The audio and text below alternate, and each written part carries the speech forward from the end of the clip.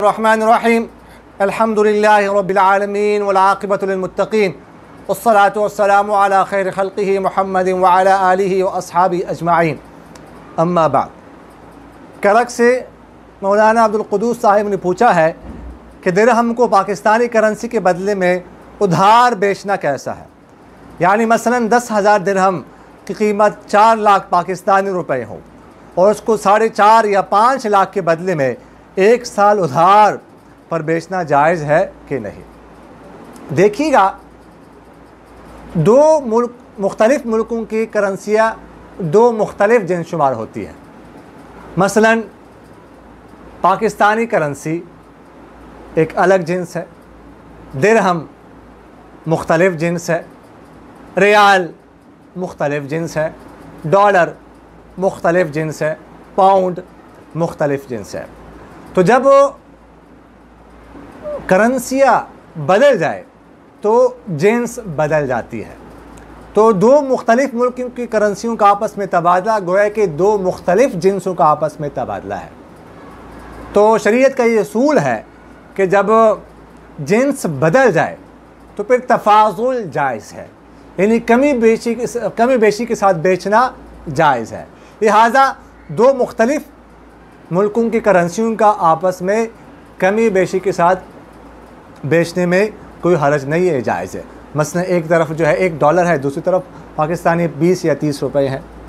या इसी तरह डॉलर या दिरहम वग़ैरह का जो रेट हो सरकारी, हर करेंसी का एक सरकारी रेट होता है। एक सरकारी रेट होता है, एक मार्केट वैल्यू होती है। मसलन हो सकता है आज का डॉलर का रेट जो है वो 150 रुपये हो, लेकिन बाज़ार में जो है वो 153 या 54 का बिकता हो। इसी तरह रियाल, इसी तरह दराहम। तो तफाजुल जायज़ है। लक़द बेचा जा रहा हो तो उस सूरत में तफाजुल यानी कमी बेशी के साथ बेचने में कोई हरज नहीं है, ये जायज़ है। अलबत्ता अगर सौदा उधार हो रहा हो, जैसे इस सूरत में पूछा गया है कि दिरहम 10,000 दिरहम को 1 साल उधार के बदले में जो असल दिरहम की कीमत है 10,000 दिरहम की, उससे ज़्यादा पर बेचना कैसा है। तो उधार बेचने के सिलसिले में ये कुछ बातें जो है ज़हन में रखिएगा।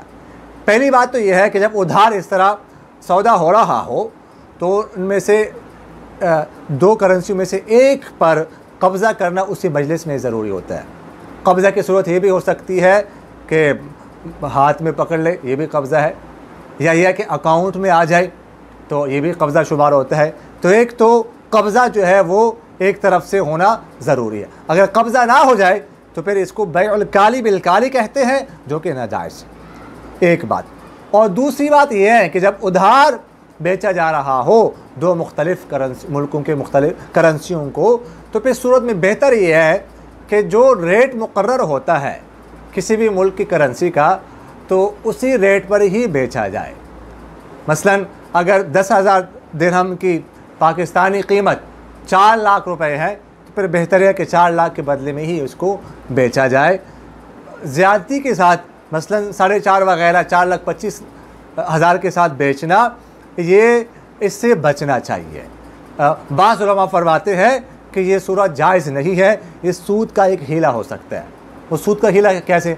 मसलन मुझे 4 लाख कर्ज चाहिए तो मैं आपसे कहता हूँ कि आप मुझे 4 लाख कर्ज दे दो।